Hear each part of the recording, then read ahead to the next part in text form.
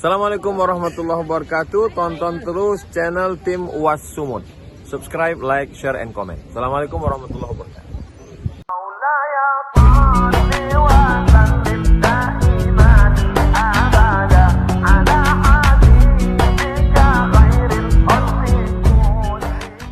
Jadi kalau ditanya orang, apa itu tarekat? Tarekat adalah cara berzikir. Maka dijelaskanlah oleh guru-guru kita, cara berzikirnya demikian. Untuk melewati cara berzikir itu ada pelatihannya, ada prosesnya. Nama prosesnya suluk. Diambil dari kata man salaka tariqan, siapa yang melewati suatu jalan, yaltamisu fihi ilman, di jalan itu dia mencari mendapatkan ilmu, sahalallahu lahu bihi tariqan ilal jannah, dimudahkan Allah jalannya menuju surga. Namanya cara itu tarekat. Jalan yang ditempuh nama jalannya tariq. Orang yang menempuh jalan namanya salik. Cara menjalani itu disebut dengan suluk. Jelas? Maka sebelum dia masuk ke dalam suluk, dimandikanlah dia. Sebagaimana dia mayat yang akan menghadap Allah, dimandikan. Mau masuk Islam, mandi. Habis haid, mohon maaf, mandi. Habis hadas besar, mandi. Orang gila, waras, mandi. Mayat mau menghadap Allah, mandi. Tapi tak bisa mandi sendiri. Kalau ada mayat mandi sendiri, lari kita semua.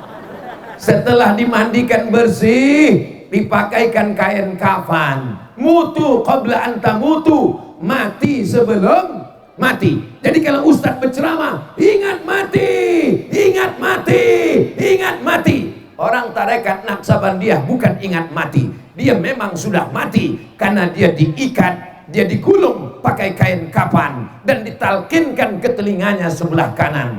La ilaha. Orang tarekat tak takut mati. Kenapa? Karena dia sudah mutu qabla anta mutu, mati sebelum mati. Ustadz baru berceramah, ingat mati, bayangkan mati. Bagaimana kalau kita nanti dikafankan?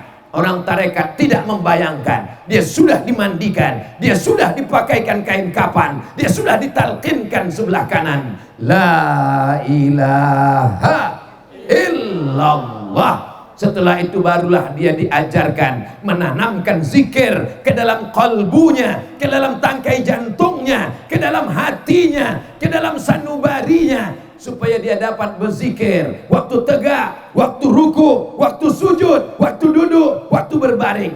Mana dalilnya? Dalilnya dalam Quran. Alladzina yadhkuruna Allaha qiyaman. Orang yang berzikir mengingat Allah waktu berdiri, wa qu'udan, waktu duduk, wa ala junubihim, waktu berbaring. Banyak orang menyebut Allah di mulutnya, subhanallah, subhanallah, subhanallah, subhanallah. Mulutnya menyebut Allah, tapi hatinya mengingat sawit. Namanya zikir brondol. Banyak orang mulutnya menyebut Allah, alhamdulillah, alhamdulillah, alhamdulillah, alhamdulillah, tapi hatinya mengingat gaji 13. Namanya zikir PNS.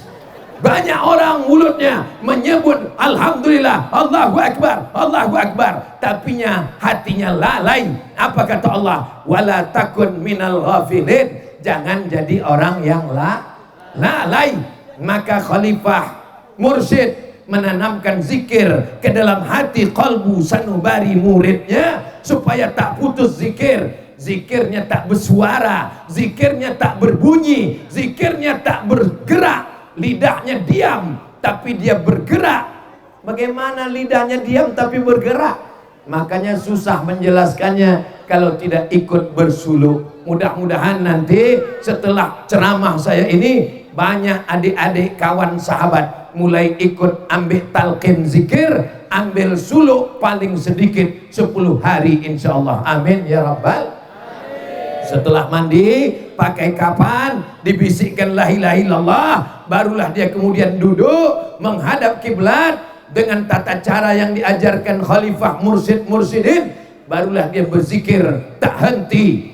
Ada kalanya diwajibkan mursyid 5.000, ada yang mengatakan 10.000, ada yang 15.000. Itu hanya untuk proses pembiasaan saja. Allah bisa karena biasa. Lebih kurang bunyi zikirnya Ismuzat, Allah, Allah, Allah, Allah, secepat-cepatnya. Makanya jangan heran kalau kita lihat tasbih mereka itu kencang. Dulu saya sebelum paham heran, kenapa cepat betul tasbih mereka. Saya kalau bertasbih pelan, subhanallah, subhanallah, subhanallah, subhanallah. Saya tengok mereka tasbihnya cepat betul.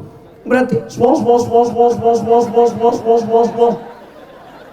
itu karena kau tak paham Abdul Somad. Zikir mereka lidahnya tak bergerak, zikir mereka mulutnya tak bergerak. Zikirnya zikir Ismuzat, di dalam kalbunya lafaznya cuman Allah, Allah, Allah, Allah, Allah, Allah, Allah, Allah, Allah, Allah, Allah, Allah, Allah waktu tegak, Allah waktu duduk, Allah waktu berbaring.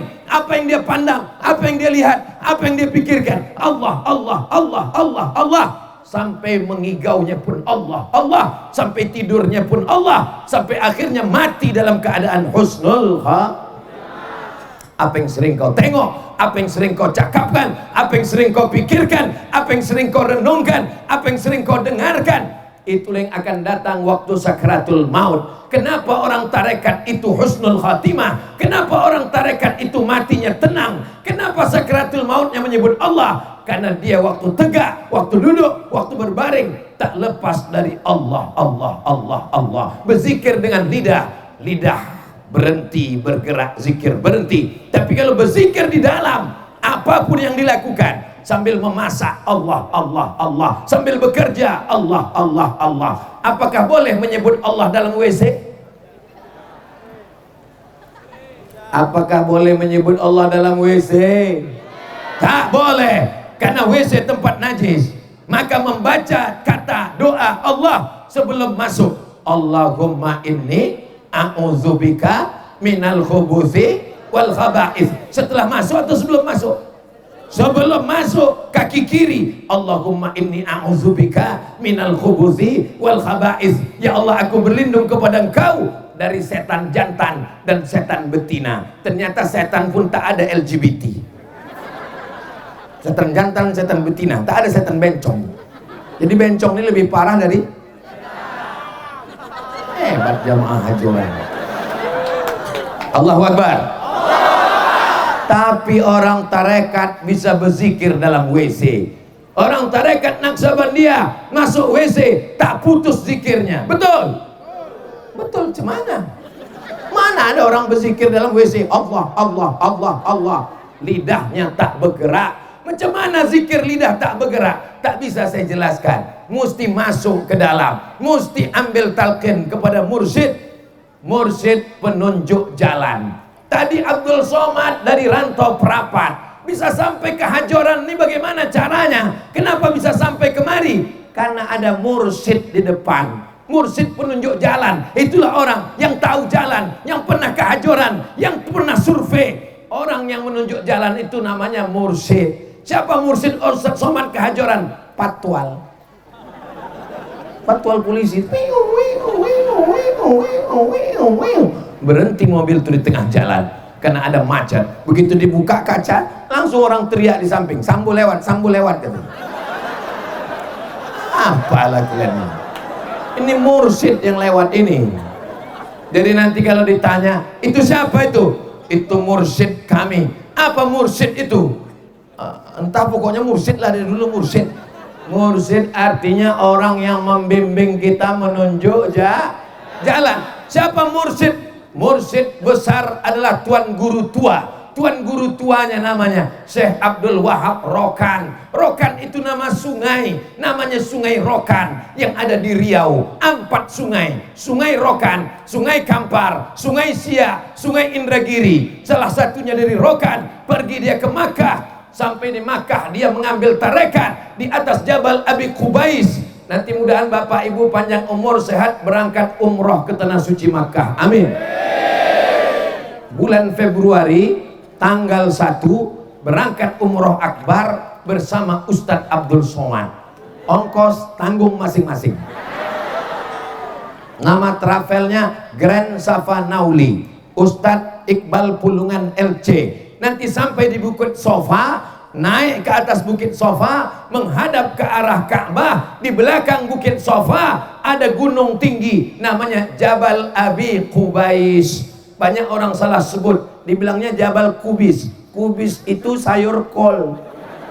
Jabal Abi Qubais. Disitulah dulu tempat Syekh Mursyid namanya Syekh Sulaiman Zuhdi. Lalu Syekh Sulaiman Zuhdi punya murid. Salah satu muridnya datang dari Nusantara, datang dari Sumatera. Itulah dia Syekh Abdul Wahab Rokan. Apakah Syekh Sulaiman Zuhdi punya murid dari Jawa? Ya, ada muridnya dari Jawa, namanya Syekh Muhammad Ilyas. Syekh Muhammad Ilyas punya murid namanya Mbah Malik. Mbah Malik punya murid, itulah dia Habib Lutfi bin Yahya Pekalongan. Jelas? Sanadnya ketemu di atas dengan Syekh Sulaiman Zuhdi. Mereka ini disebut dengan mursyid.